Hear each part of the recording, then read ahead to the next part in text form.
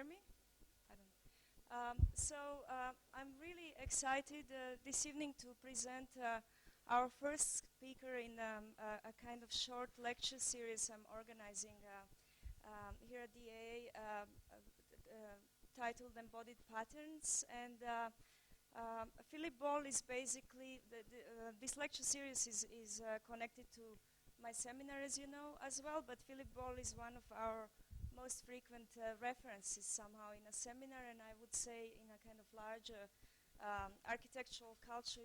Whenever you visit almost any school in the world, you see these kind of books floating around. And for me personally, it was also a very important reference because I think I didn't basically do any of my own projects in the past 6-7 years that I didn't somehow reference this great book, Self-Made Tapestry, which Philip is actually coming up with a kind of second expanded version of this book this year, Nature's Patterns, which is very exciting because our students were using it all the time for many different kinds of problems related to biomimetics or computation. So Philip Ball is basically someone who has a very rich background in science, but also shifted to journalism and is basically a science writer at Nature magazine, but he also wrote for other publications like Scientific American, New York Times, Guardian, and basically any kind of important, you can say, publication of popular science, but in general. And we are lucky to have him tonight because right now science is making a huge impact, maybe especially in maybe past 15 years in architecture, and it's sometimes very hard to find this kind of legible links or resources that we can explicitly use to somehow maybe restructure the understanding of what we are doing in architecture as well. So I will just briefly mention a few titles, which I'm sure you are aware of Philip's books. So as I mentioned, the new book, Nature Patterns, is coming out this year. The previous book, Self-Made Tapestry, I already mentioned, and The Universe of Stone, which students in my seminar also read some parts from, and many others that a really kind of great resource. And also it seems like whenever Philip comes with a new book, that seems to be also coincidentally or no a new somehow interest that with architects as well. So whether it's somehow interested in biology or quantum physics. So I'm very happy to present Philip Ball.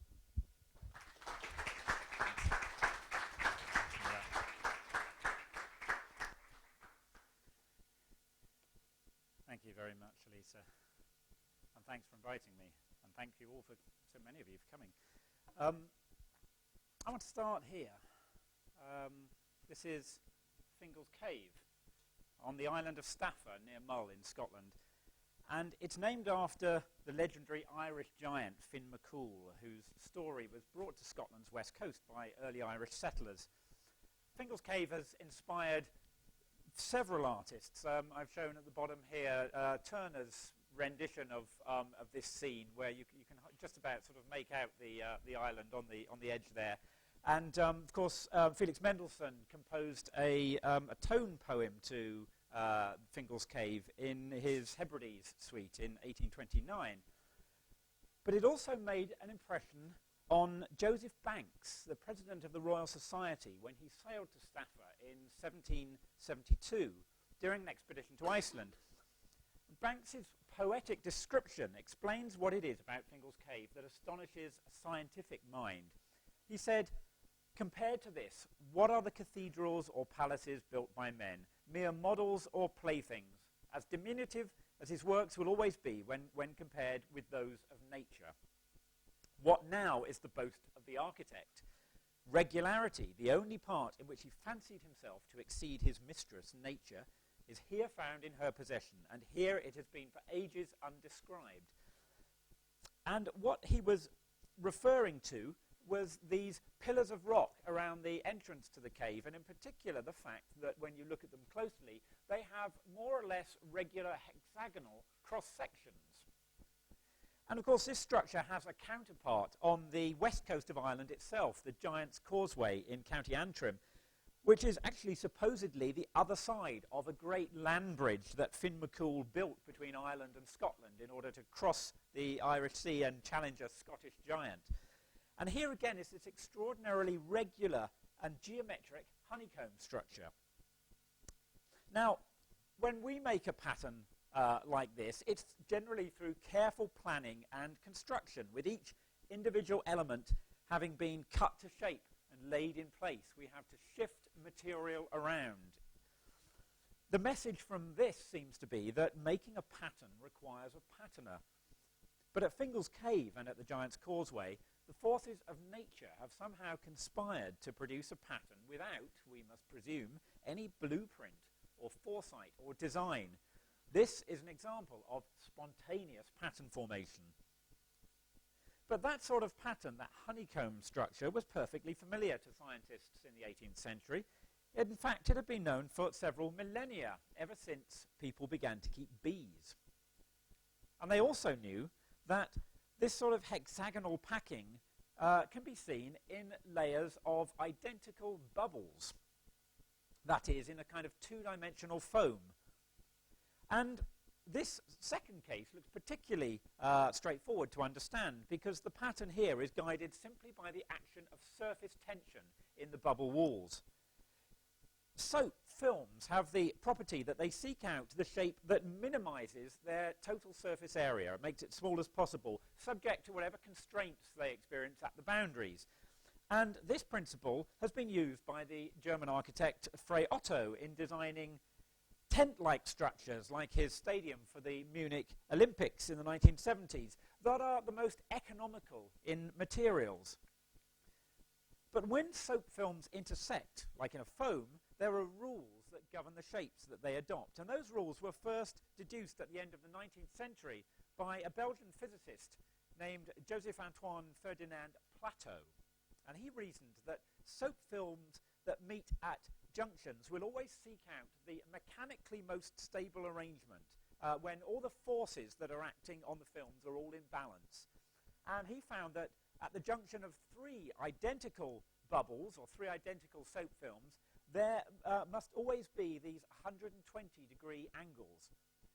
And the result then is that you get, for a whole array of junctions like that, you get that honeycomb-like array. But what happens when the bubbles are packed in three dimensions, like as in a foam?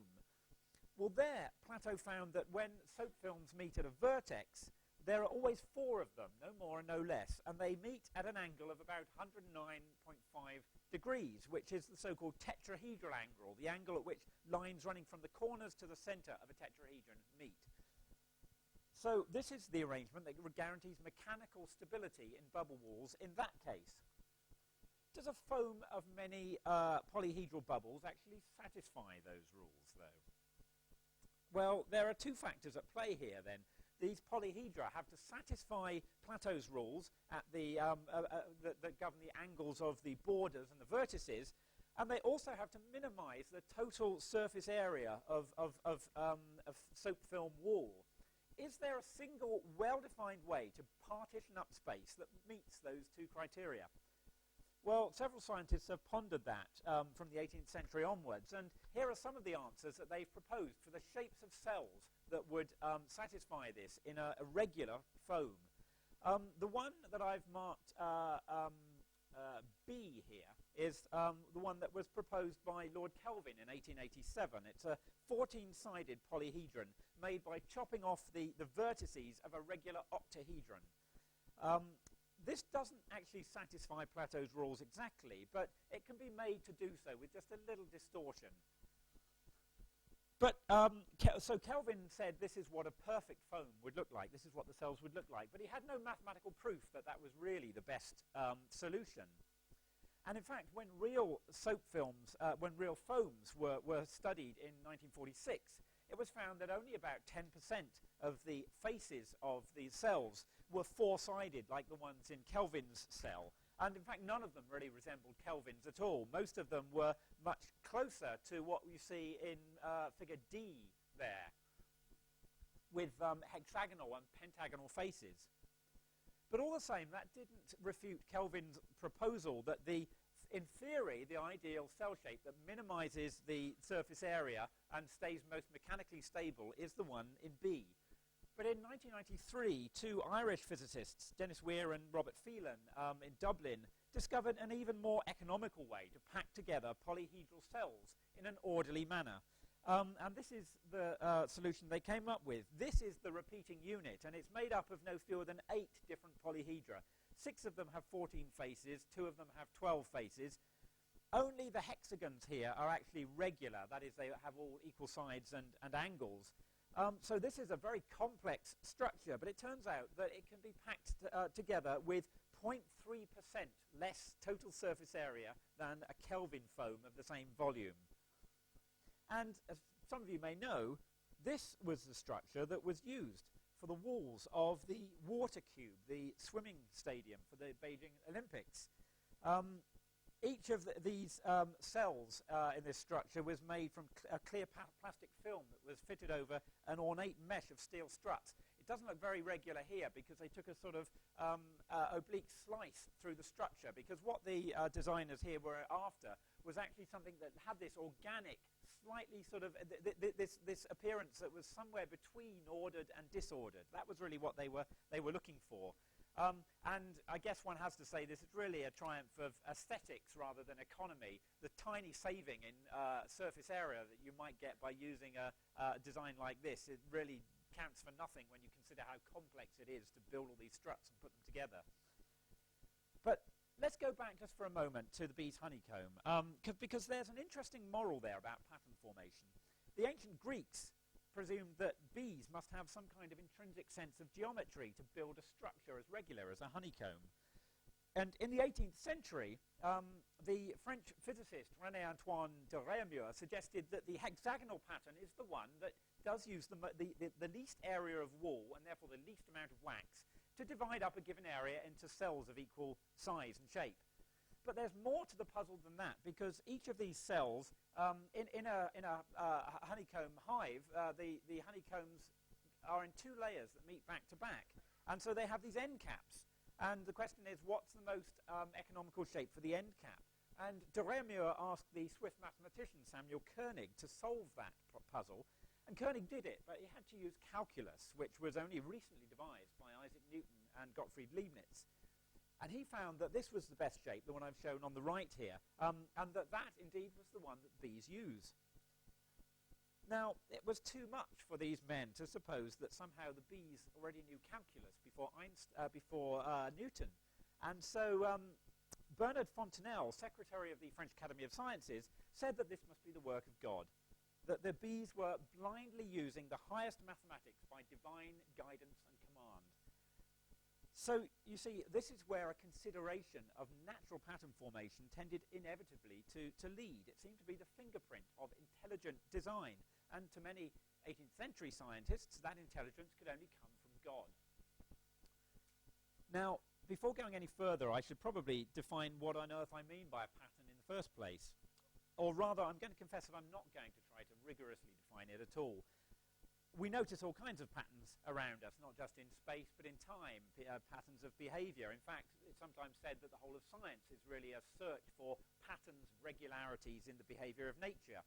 I'm going to be talking here primarily about patterns in space, and by that I mean that the space is filled with identical or near identical elements that recur in some regular arrangement. And if that sounds a bit vague, it's meant to. The image that often comes to mind when we talk colloquially about patterns is something like this: a repetitive array of identical forms arranged in some sort of geometric way. And for mathematicians, this sort of structure is defined by certain symmetry properties. For example, such as whether you can shift the whole pattern by a certain angle and distance and leave it looking unchanged, or whether you can reflect it, flip it over, or turn it look at it in a mirror and again see that it's unchanged. And some of the natural patterns that I'll be considering are like this. The honeycomb is like this. It's a symmetric pattern, but most of them are not.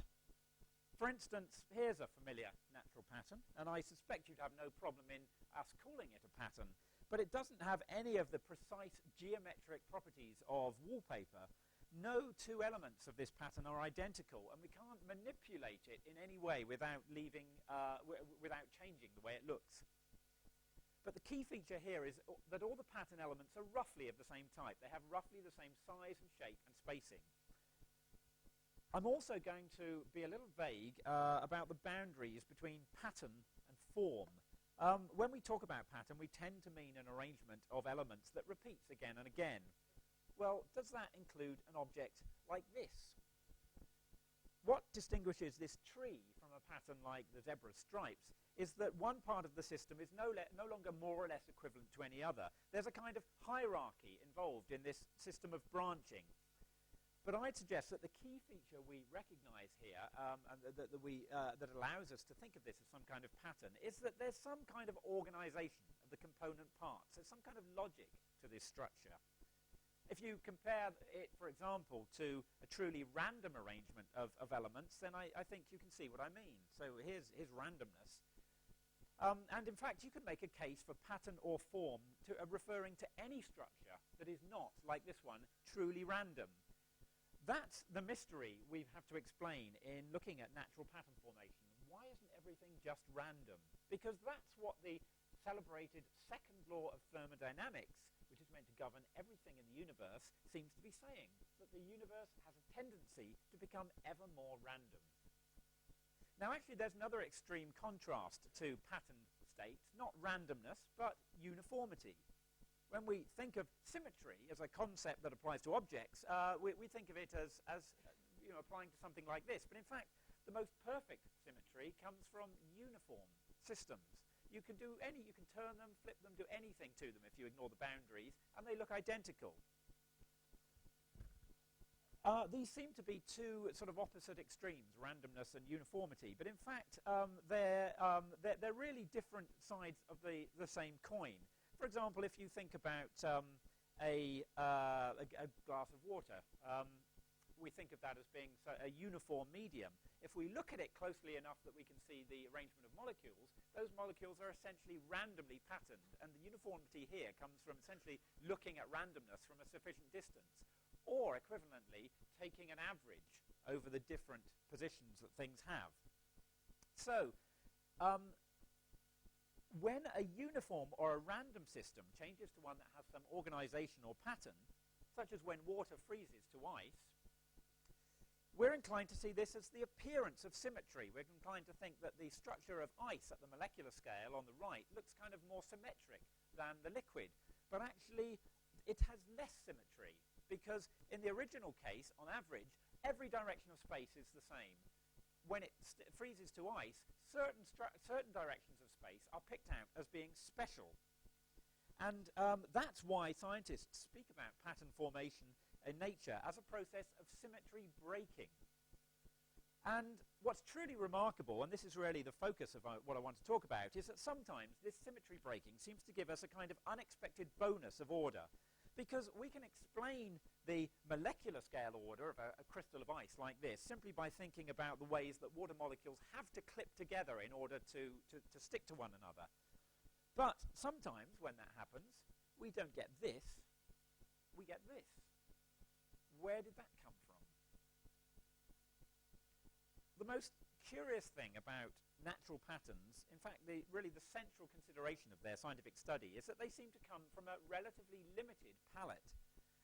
They're often representatives of general types that occur in systems that seem to have nothing at all to do with one another. And you've seen that already. The hexagons of Fingal's cave put us in mind of the hexagons of a honeycomb. But why should hexagons crop up in both cases? And they crop up in several other situations as well. Here are some of them. It seems that there are types of pattern-forming process that don't depend on the detailed specifics of the system, but can crop up right across the board, can effortlessly bridge the divide between the living and the non-living worlds. And perhaps that's the most important message that I want you to take away.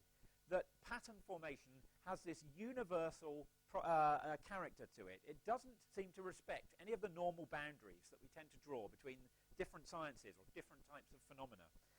Let me show you just a few of the other common patterning motifs in nature. We've seen stripes already too. And then there are spirals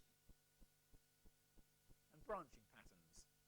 And the big question is, do these patterns really have anything in common? Or is the similarity in appearance just coincidence? And that question is one that's tantalized scientists for a long time, for centuries. But the first person to really tackle it head on was a Scottish zoologist named Darcy Wentworth Thompson. And Darcy Thompson's book on growth and form, published in 1917, I think was really the inspiration for my book that Elisa mentioned, The Self-Made Tapestry, because it was it collected together all that was then known about pattern and form in nature. It was a stunning synthesis of biology and natural history, mathematics, physics, and engineering. Peter Medawar, the British biologist, said of this book that it was beyond comparison the finest work of literature in all the annals of science that have been recorded in the English tongue. But it's not just beautifully written, it's also a profound scientific achievement, and it's decades ahead of its time. And if you haven't come across it before, I recommend you get hold of one of these Dover reprints to have a look. And as the title indicates, Darcy Thompson pointed out that in biology at least, and often in the non-living world, pattern formation isn't a static thing, but it arises from growth. Everything is what it is, he said, because it got that way. And the answer to the riddle of pattern lies in how it got that way. That's less obvious than it sounds. A bridge or a paddy field or a microchip have structures and patterns that are explained by their function and not by how they were made. And to Darcy Thompson, Darwinism seemed to have the flaw, at least in his time, of explaining life that way too. Now, one of the countless examples that he looks at in his book is this one here. On the left, this is taken straight from his book. On the right, I've shown a clearer modern example. What you're seeing here are structures that are caused by the precipitation of a coloured salt formed by the reaction of two compounds that are infused in a jelly-like medium held in a column. And these are known as Liesgang rings or Liesgang bands, after the German chemist Raphael Eduard Liesgang, who discovered them in 1896. Darcy Thompson said they might be related to the banded mineral formations of agate and onyx. But how were they formed? Well, unusually for him, he sort of sidestepped that question. He just sort of waved his hands and said, for a discussion of the raison d'etre of this phenomenon, the student will consult the textbooks of chemistry. And even if the student had done that and had been lucky enough to find an explanation, it would have been wrong. And these chemical patterns captured the imagination of several leading scientists of the age, and some people suggested that they might represent a simplified version of the sort of markings that are seen on zebras and tigers and butterflies. That was speculation that went well beyond what the evidence warranted, but it turns out that it was nevertheless close to the mark. The explanation finally emerged in work in a quite different area of chemistry. In the 1950s, a Soviet biochemist named Boris Belousov devised a mixture of chemical ingredients that would mimic the breakdown of glucose by enzymes. He was studying metabolism, basically. And his reaction mixture changed from yellow to colorless. But it didn't just do that once. It kept going back and forth. In other words, the reaction seemed to oscillate. Now, other chemists didn't like that at all because it seemed to violate the second law of thermodynamics, which seemed to insist that everything has a certain order in which, a certain direction in which it happens. And that direction is the one, according to the law, in which the entropy of the universe, if you like, the total disorder in the universe increases. So that sets a direction that every change must happen in. And, of course, an oscillating reaction seemed to defy that because it kept changing its mind. So it didn't seem to make sense, and no one believed Belousov, and he couldn't get his results published. And no one really took this seriously until another Soviet scientist, Anatoly Jabotinsky, found a way in the 1960s to make this color change more apparent, from red to blue. So this is the kind of thing that you see in a mixture of this sort. Now, this would violate the second law of thermodynamics if these oscillations went on forever, but they don't. If you leave this for long enough, it eventually settles down into an unchanging equilibrium state. But it seems to take a long time to get there, and it keeps changing its mind en route. And in the subsequent decades, scientists figured out what was happening here. You can essentially think of it as having, this is a reaction that has two states, which have a red and a blue color. So you could say, okay, it starts off in the red state. The characteristic of these states is that they are autocatalytic. That means that as the red stuff forms, it catalyzes more of the formation of more of itself. So it sort of has this feedback, this positive feedback that speeds up and up and up. And eventually, it becomes exhausted. It runs out of ingredients. And when that happens, it's set up to tip over into, so there's the autocatalysis, and then it tips over into the formation of the blue stuff. And that also has this autocatalysis and feeds back on itself until it's exhausted, and then it tips back over to the red. So you could say each of these reactions contains the seeds of its own destruction. And the crucial point is that thermodynamics tells us nothing about all this stuff that's going on before the reaction reaches its end point. But it only tells us about that end point. And you can keep these oscillations going indefinitely if you keep feeding in fresh ingredients and taking away the reaction products. Now, if the mixture is stirred, then this color change sort of happens pretty much everywhere at once. But if you put this mixture in a dish and leave it there undisturbed, then it can undergo the switch at different times, so that you get a layer of liquid that's partly red and partly blue. And the amazing thing is that it doesn't just produce a patchwork of those two colors. Instead, you get patterns like this. These ripples that seem to spread out in these target patterns or spiral waves from a certain sort of trigger point. This oscillating process depends on two ingredients. First of all, there's the reaction that produces these different colored products. But there's also the diffusion of the chemicals, the molecules, throughout this liquid. And that diffusion is critical because it replenishes the reaction as it sort of exhausts itself. Diffusion brings in fresh ingredients.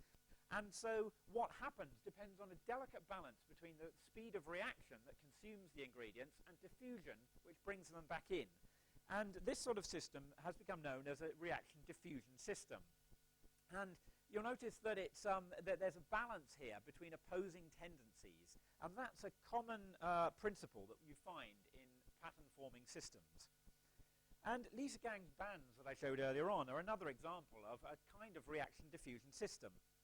And in 1952, the mathematician Alan Turing identified another sort of system like this that produced not these moving chemical waves, but stationary patterns. And Turing came up with this theory as a way of trying to explain how pattern forming occurs in the early stages of embryo formation. If you think about it, that's a problem of symmetry breaking. You start off with a ball of identical cells in the fertilized egg, and somehow they have to become differentiated into cells that will develop into a head or a limb. How does that happen? Well, no one knew, but Turing came up with a theory that explained how you might get this spontaneous symmetry breaking in a system like that. And it was basically a chemical process. He suggested that there were chemical substances called morphogens that went through the system. One of them was an activator. It was a substance that had this autocatalytic tendency to produce more of itself. The other one was a so-called inhibitor. So it interrupted this tendency of the activator to produce more of itself. And the crucial thing is that they diffused at different rates. So that what could happen is you could get local spots of the activator creating more of itself, but the inhibitor could inhibit the formation, the spread of those spots beyond a certain distance. And when Turing came up with this theory, it was quite complicated. And these sort of basic ingredients weren't clear, and nor were the patterns that would come out. But when it became possible to study this computationally, people found that the generic patterns that this system tends to form are these spots and stripes. It wasn't until 1990 that chemists actually managed to see them experimentally in the lab, and here they are in a thin layer. and shortly afterwards, here they are sort of in extended layers. And these are real colours at the bottom here. And the key thing to remember here is that these patterns stay looking like that. They stay stationary, but the ingredients, the chemical, the molecules that are responsible for them are moving throughout the system all the time. It's a little bit as though you had a sort of can of striped paint that you dip in a paintbrush and paint it on a wall, and the stripes just form themselves. That's really what the sort of thing that's happening here.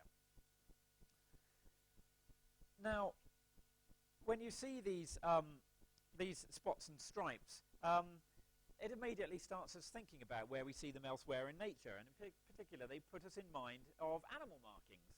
Of course, Rudyard Kipling explained how animal markings are formed in his Just So stories. For example, that the zebra's stripes are the markings imprinted by sunlight as they stand around in a forest. And of course, those are completely fanciful, but the fact is that Darwinism, at least in Darcy Thompson's time, didn't seem very much better. It also seemed like a Just So story. It said zebras have stripes because they have an adaptive benefit. And that may well be true, but it explains the patterns only on one level. It doesn't explain how they actually get put there in the developing zebra embryo. So that's what left Darcy Thompson unsatisfied with that sort of explanation.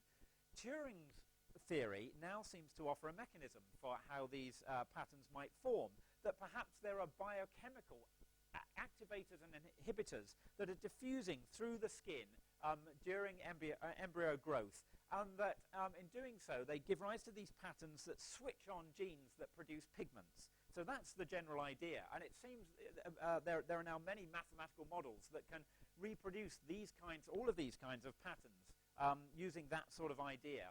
One of the clearest examples can be seen in the angelfish, because unlike most animal markings, which are just sort of laid down in the womb and then just sort of stay there and get bigger and bigger like an expanding balloon, on the angelfish, the patterns keep changing as the fish grows. And you can sort of see that in the black and white image here, where you can see a sort of an unzipping of two stripes in later and later stages of growth. And that's precisely something that you can see in these Turing-type models.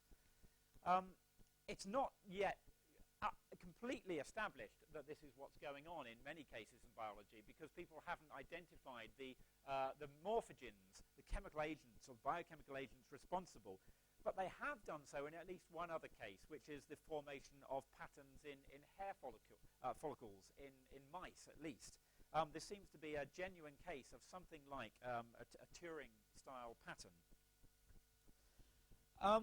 Now, the stripes of the angelfish or the zebra might also put you in mind of something quite different. These are patterns in wind-blown sand, and it's been argued that the formation of sand ripples and dunes can also be regarded as genuinely a process of activation and inhibition. The idea is that if you just get a sort of little bump appearing at random on the surface of sand over which wind is blowing more grains and depositing them, then once it sticks up, it starts to capture more grains than the ground around it, and so it starts to grow. It has this self-amplifying tendency to grow. But as that happens, it also depletes the wind from grains within a certain distance downstream. It creates a kind of shadow downstream. So it inhibits the formation of another pattern element within a certain distance of itself. And so they can only grow up once that you're outside that zone of inhibition, if you like. And so you get this regular sort of march of stripes. And this is basically what's going on. The details are actually more complicated. You have to take into account the fact that grains don't just stick where they hit the surface, but they bounce. And the size of those bounces sets the scale of these ripples. And there are other pattern-forming processes going on in the desert. At bigger scales, you see the formation of dunes. And dunes show all kinds of different patterns, particularly on Mars. People have very recently seen a whole array of dune shapes on Mars that you just don't find on Earth, because the conditions of gravity and the atmospheric pressure there are different, and that affects the way the grains are carried around by the winds. Now, I don't have time to say very much about these shapes here, except to say that just about all of these dune types have been reproduced in computer models that take account simply of how grains are carried around by the wind and how they collide when they sort of hit down on a surface. Now, in pretty much all of the pattern-forming processes I've talked about so far, the pattern features are initiated at random by some sort of chance fluctuation, but then the pattern grows around that fluctuation according to some well-defined rules. And this is another universal feature of natural patterns, that small random variations in an otherwise uniform state can get amplified into the pattern elements that then become non-random in their arrangement. And that's true of many natural patterns that have a so-called fractal form. And what that means is basically that they look much the same as you zoom in closer and closer. Here's an example of a sort of artificial coastline where you zoom in and keep zooming in, and you get the same sort of qualitative look in the pattern. One thing this means in this sort of fractal structure is that they don't actually have any, there's no objective way really of saying what the length of the perimeter of these structures are. It depends on how big or small a yardstick you use to measure that. Now, fractal form is particularly common in many branching patterns like cracks and river networks. And one of the universal routes for producing this kind of pattern was first proposed to explain the shapes that are found when drifting particles clump together, like particles of soot, or particles or shapes that are formed by depositing metals on electrode surfaces. And the idea here is it's a model called diffusion-limited aggregation. And the idea here is really very simple. It assumes that particles are just drifting around randomly in space, and if they hit each other, they stick together instantly and just sort of stay in that arrangement. And you might imagine that a model like that would just create sort of fairly dense clumps of particles that slowly grow as they accumulate more and more particles. But in fact, what you find with that model is a shape like this, this very ramified structure. And what I can do, in fact, is show you a little demonstration of that using some very nice software that's freely available on the web. And you might just be able to make out a little dot in the center. That's just a seed from which this is going to grow. And so this is basically all the particles just drifting around at random. And whenever they collide, they stick. And you can see this, these sorts of structures growing outward in this very sort of tenuous, fluffy structure. Okay, that'll do. And it's not hard to understand why this should be, because once you have branches like this, it's very difficult for a particle sort of coming in here. It's unlikely to get down one of these fjords and fill in the gaps before it just happens to hit something on the side. And once it does, it sticks there. So once you've got those gaps down there, nothing is going to get down there to fill them in. Now, this model has been used to explain all kinds of branching type structures, from river basins to, in fact, the shapes of cities. And that last case is particularly interesting because it shows that the products of human activity aren't immune to what seem to be these natural rules of pattern formation. Cities go right on observing these fractal shapes as they grow bigger and bigger, more or less regardless of how planners might attempt to control that growth through regulation. But these highly branched forms that of a diffusion-limited aggregation cluster also bring to mind some of the most familiar and beautiful patterns that we see in nature. But you can see pretty quickly that snowflakes aren't quite like those clusters, because they have this incredible symmetry to them too. They form in a very similar way by water molecules drifting around in space and sort of sticking on the edges. But there's something else going on. Where does this symmetry, this hexagonal symmetry, come from? Well, first of all, let's look at the branching, because something similar to this happens in other systems. For example, when metals solidify very quickly, you get these sort of needle-like structures with lots of branches, sort of Christmas tree type shapes coming off the edge in a much more sort of random way. And the reason for this branching is that there's, again, a kind of self-amplifying mechanism at work. If you get a little bump that forms, again, by chance on a crystal. As that crystal grows, it has to, in order for the liquid to freeze into a crystal, it has to lose heat. If there's a bump on the surface, it turns out that that can dissipate the heat more efficiently than can a flat surface. And so once it does that, it starts to grow more quickly. And the sharper it gets, the more it amplifies its own growth. And it just sort of grows and grows. And at the same time, you still get little random fluctuations on the sides of that needle. And so you get branches growing off from there, too. So that's where the needles come from. But why are they in a snowflake? Why do they have this hexagonal symmetry? Well, it turns out that, as I showed earlier, that symmetry is something that you see right at the molecular scale, in the molecular structure of ice. You wouldn't. It's kind of surprising to see somehow that reflected in at a scale that you can just about see with the naked eye. But that seems to be what happens. That basically this hexagonal pattern at the molecular scale picks out different directions in space as being special. Certain directions in the crystal are different from others, and in those directions the needles grow more quickly, so that you get that hexagonal pattern. Now, I've talked about sort of patterns growing from grains, really, and I want finally to look at a particular kind of grainy medium, which consists not of these inanimate particles, but of living organisms. And here are some patterns that are formed by bacteria and other single-celled organisms. Unlike particles of sand, these are cells that have their own means of propulsion. And it turns out that when microorganisms are under stress, what they often do is to start communicating with one another. And they do that by emitting chemicals that act a bit like sort of pheromones do in higher animals, that the other cells can sense, and that they're then programmed genetically to move towards. And the formation of these sort of collective structures can enhance, it turns out that it can enhance their survival prospects.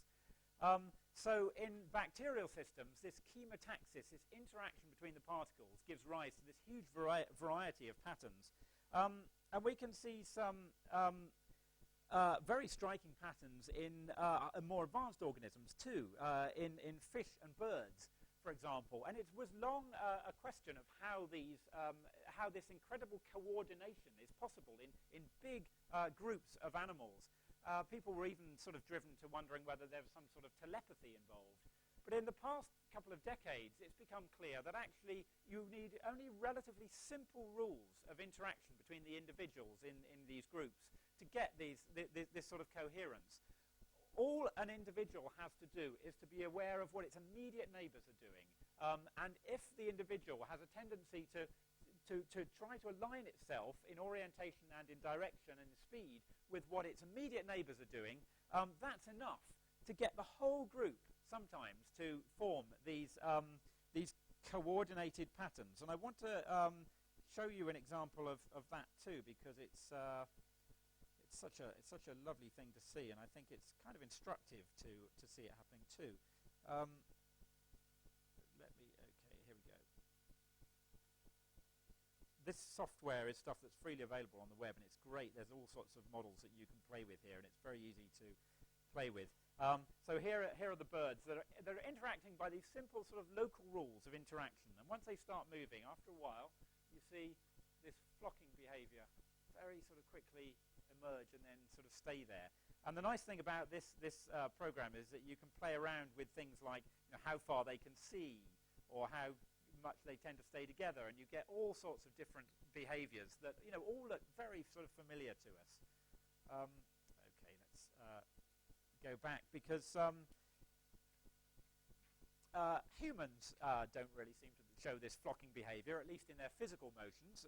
There's plenty of evidence for herding, sort of collective herding in economic markets, but they do show other forms of organization. Here is one in just a crowded environment. And you can see that what's happened here is that the people here have formed themselves into kind of streams that are moving in one direction or another. Well, how does that pattern arise? It seems that, again, it can happen according to really very simple rules of motion. You don't need any psychology, if you like, to understand this.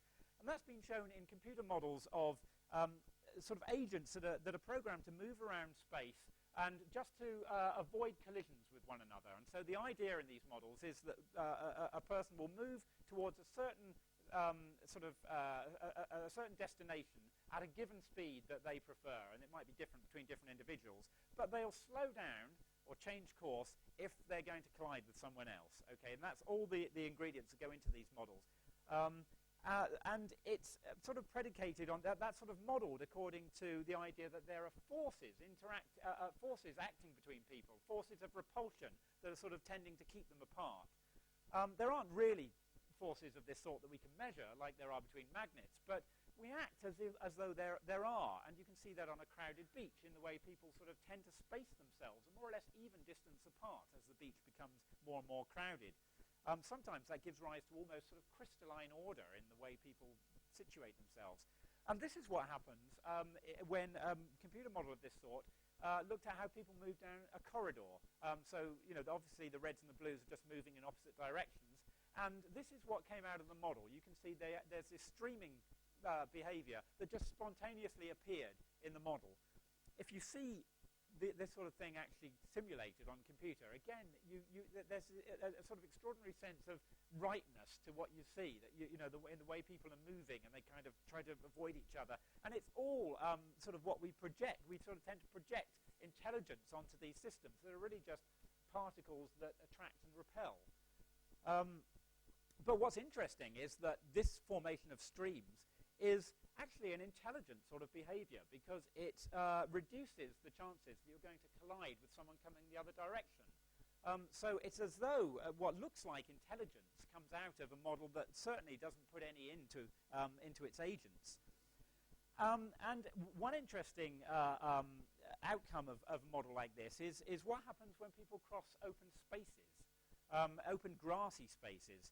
Because what's interesting there is that we sort of leave a trail of where we've gone, in that we wear down the grass. Very, very slightly, of course, individually, but if enough people do it, then the trails get worn down across those grassy spaces. And the question is, how do those trails form, and what do they look like?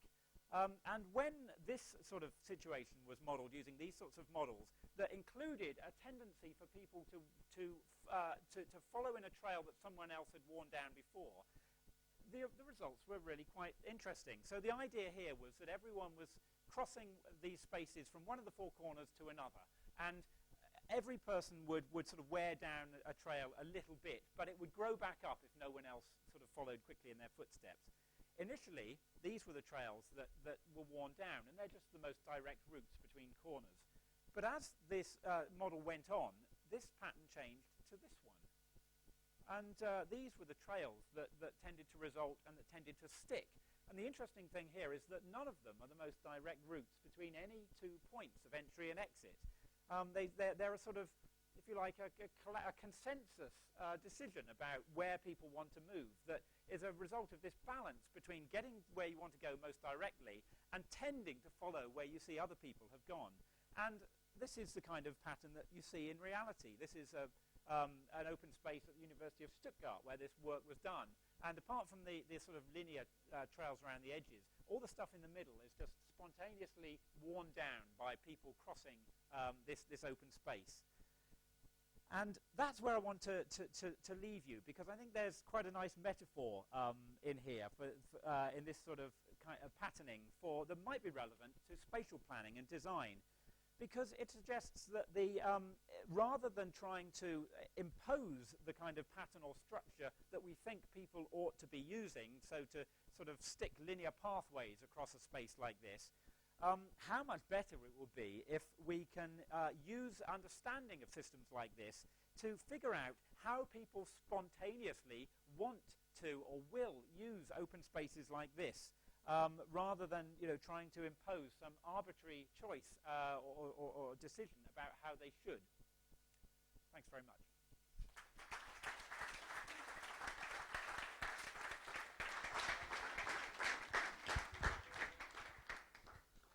Okay, so are there any questions? Let's open them. Philip, Charles Jenks. Hi. I was just talking about you. There's a couple of questions I have. One is that you know that E.T. Hall. Do you know who I mean? in 1966 invented the science of proxemics, the science of how people can get too close to each other. It reminds me of this in a way. And he invented it in a classroom of Etonians. And he was speaking to them, and he went towards them, and he noticed they backed up, and he formulated this theory that the different cultures have different bubbles of space, and Etonians want to keep their distance, whereas Italians get close in one way, and Chinese have to be at right angles. Anyway, I recommend, it's a very amusing book, which is not really too much on, but it's spontaneous pattern forming with a cultural differential, and he invented the science, or pseudoscience, I should say, of proxemics. I'll definitely look that up. You're fantastically timely in that question, because just today I came across a paper that was the first study I'd seen of the cultural effects of this sort of, the cultural influence on these sorts of patterns. It was looking at, again, how people move down crowded corridors. And it was an experimental study using volunteers in Germany and in India. And I couldn't help sort of thinking, this seemed to be a classic sort of verification of cultural stereotypes, I have to say, because what seemed to happen was that the Germans jammed more easily. And that was because they seemed to have a greater sort of insistence on respecting people's personal space. So they left a bigger distance between one another.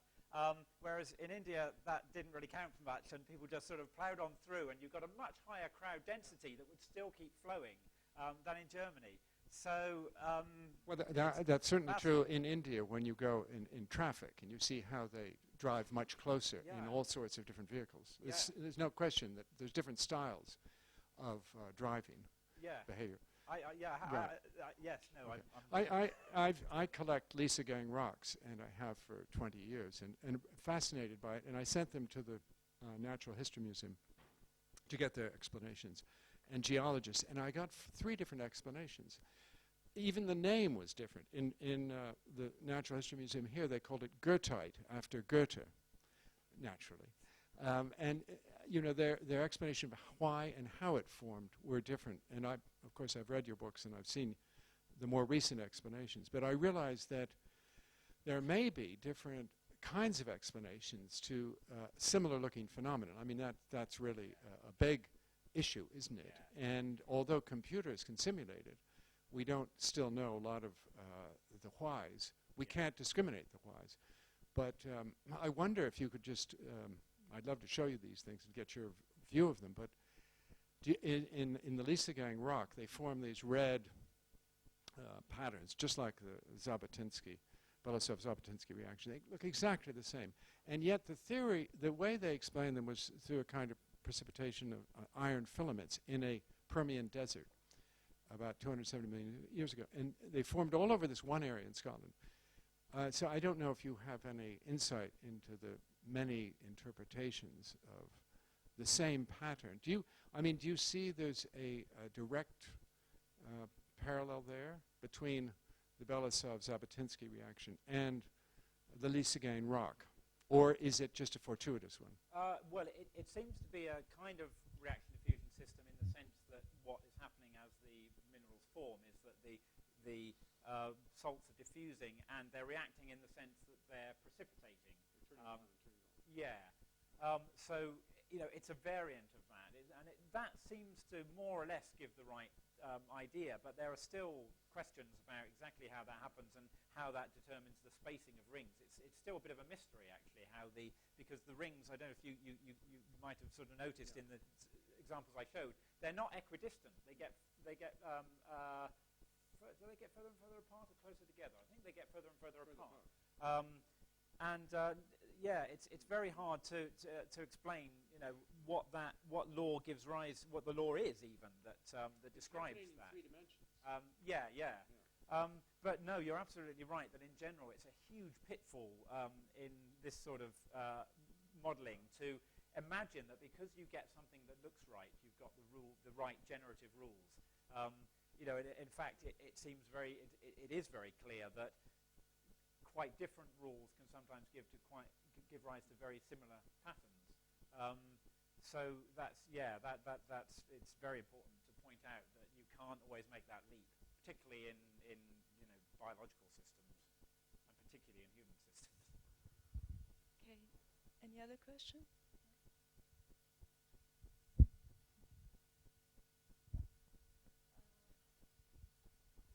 Can you just be loud?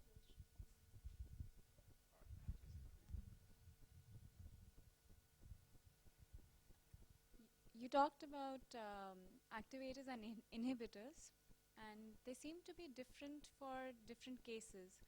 For example, in the sand dunes, they seem to take form of the physical forces, and in the case of animal skins, they were chemical reactions.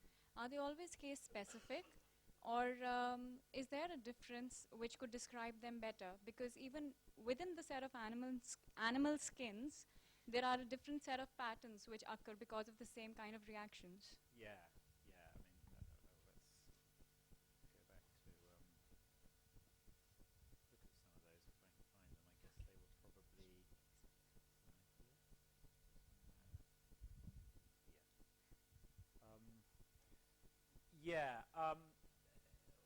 the way some of these have been described, I mean, clearly you can see, for example, that the giraffe has this sort of reticulated net-like structure. The leopard has spots, but even those spots have substructures, it's quite. It's not been possible to explain this according to just a very simple activator-inhibitor model. What a lot of these explanations have invoked are maybe two separate systems that are working at the same time. Or, for example, in the case of the giraffe, one idea is that what you might get are sort of spreading chemical waves that do something when they meet one another at the boundaries where they annihilate each other, that can flip a genetic switch to cause pigmentation or to switch off pigmentation there. If you actually, it's not at all obvious, but if you looked at let's see if I can go to that. If we looked at Belousov-Jabotinsky reaction before there, if you drew sort of lines along the boundaries where these annihilations are happening, you'd actually get a kind of a net that's a bit like that giraffe network. And so it's something like that that seems to be, that's been hypothesized to be going on.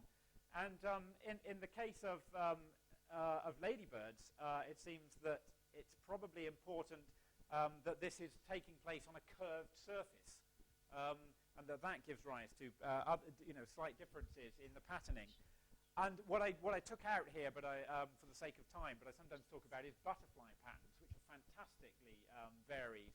And there, it seems that there may be a kind of a toolkit of basic activator-inhibitor systems that can be combined in different ways with specific sources and sinks of the activators and inhibitors that can explain the various patterns that you see, like eye spots and so forth.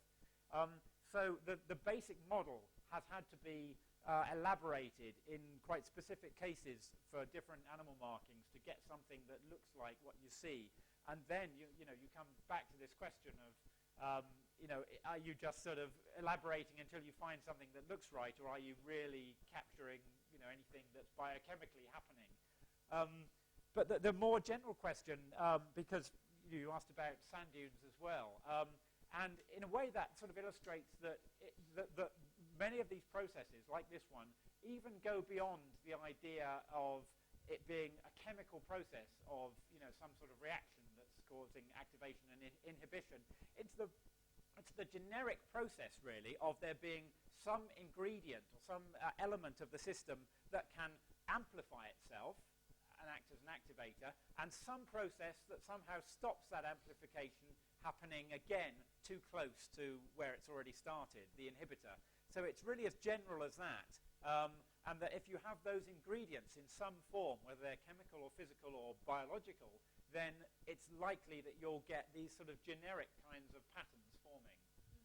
Maybe I would just like to kind of follow up on this question, because it's very interesting, I think, and there seems to be always this conflict between, especially physicists, let's say, and mathematicians, because if you listen to someone like Stephen Wolfram, he would claimed that everything is computable, building up on Turing's actually principle, given enough time and resources. So he basically relies on this kind of information paradigm, or simple programs that can, you are also mentioning simple principles, while then someone like David Deutsch would, who is a physicist, quantum physicist, he would make a comment on that even the limits of computation are bounded to limits of materiality. And it's also interesting that obviously Turing was looking into chemical reactions to develop certain mathematical also generative principles in a case of morphogenesis. So do you have some sort of position on these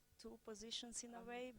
Well, I guess from the point of view, let's say, of what Stephen Wolfram is doing, he works a lot with cellular automata. So basically, I mean, some of the systems I've talked about have been like that. Basically, a sort of grid of elements that do something or not, depending on what its neighbors are doing. That's generally the case. There are rules that sort of govern that.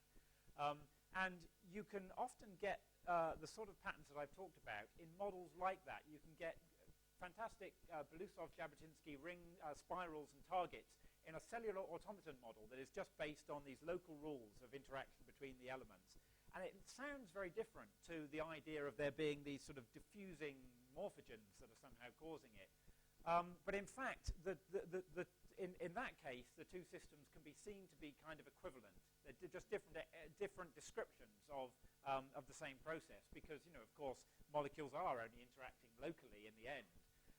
So sometimes, you know, that's the case, that they're just different ways of looking at the problem. But I think sometimes in what in some of the explanations that Stephen Wolfram has put forward, my concern is that it's less obvious how to get back from his description to something that is sort of meaningful in terms of what we know about the physics or the biology of a system.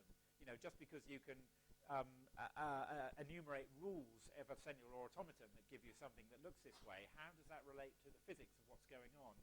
And I guess, being a physicist of sorts, I always tend to prefer descriptions that somehow build in the physical principles that you know must be operating. It just, you know, seems more transparent to me.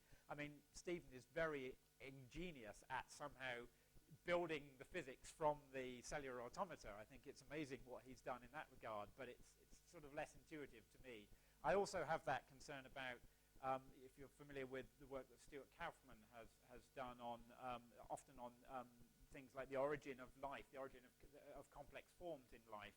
Again, it's based on these, often on these sort of algorithmic approaches that, to my mind, are very hard to connect to the biology or the chemistry of what's going on.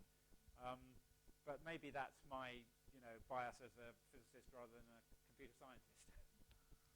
Philip, a lot of people in the room actually write algorithms as part of a design process that you've listed as examples, and many people have read your book, Self-Made Tapestry. So we're quite into this kind of way of working for a design purpose, and in particular, I mean, myself, I've done a lot of work with self-organizational systems, seeing a lot of the idea of design as being a problem of designing organization. But it's very difficult to kind of design this way, in a sense, because you're always dealing with something at a much smaller scale than the actual thing you want to achieve at the end. If that makes sense, you're looking at a collective organization as your design result rather than the local thing itself.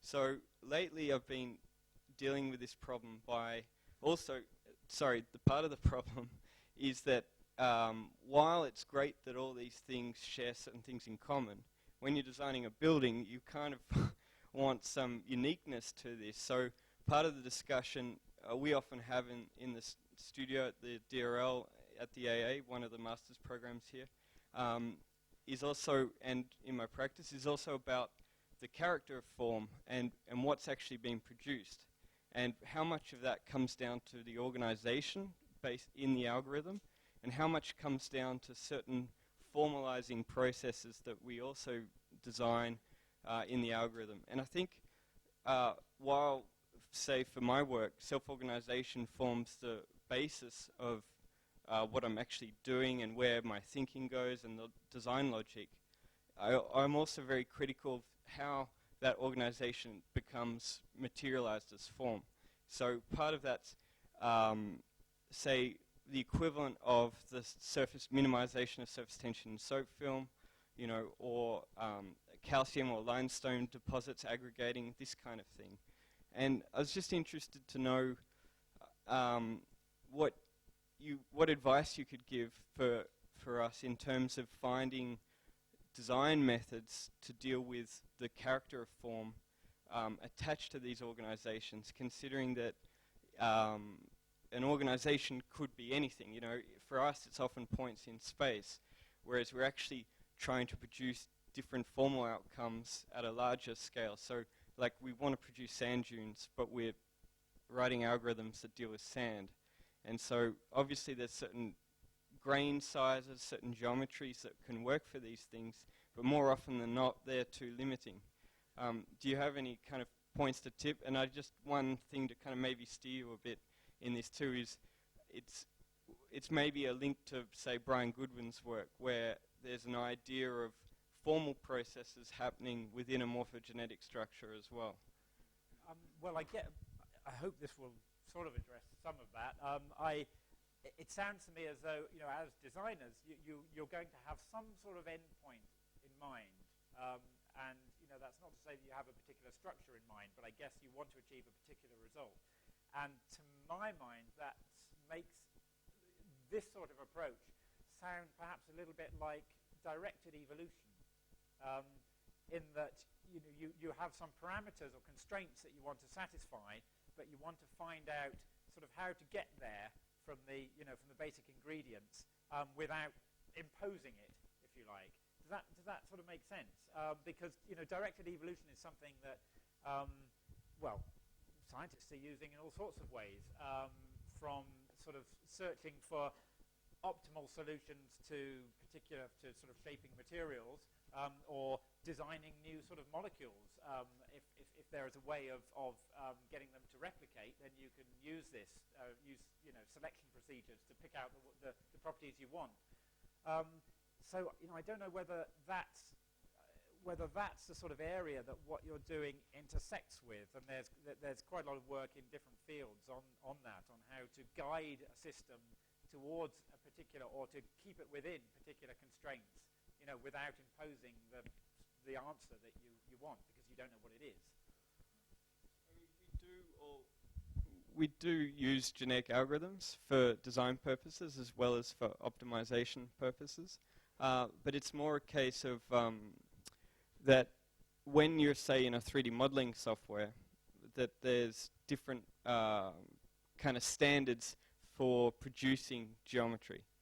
And sometimes you can write your own or basically rules to deal with geometry in a different way, but often the character of what comes out is a result of either a low-level choice of what are the building blocks that make up a form, or the processes that the form undergoes change. So there's the genetic process behind it, and then there's some physical attribute, more of the Darcy-Thompson kind of strategy there. And I was just interested to know whether, I guess, you see how important you think that physical process is, or whether you really kind of describe it almost completely by organization if you just keep scaling down. Gosh, I mean, we'll probably have to sort of talk some more for me to be clear exactly what you mean by that physical process.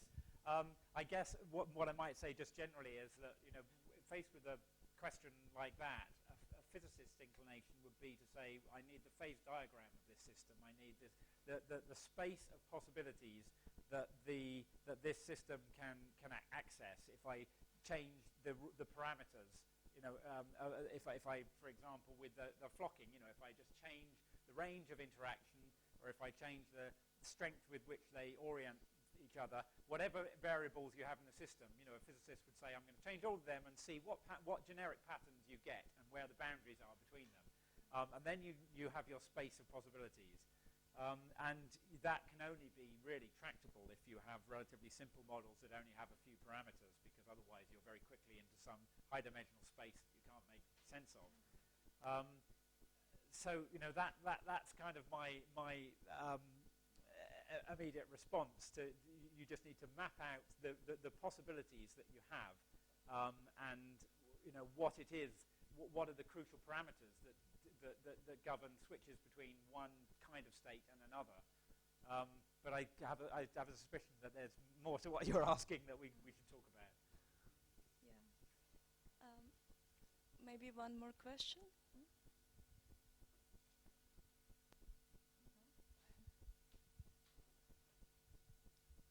Okay, well, if there are no more questions, we will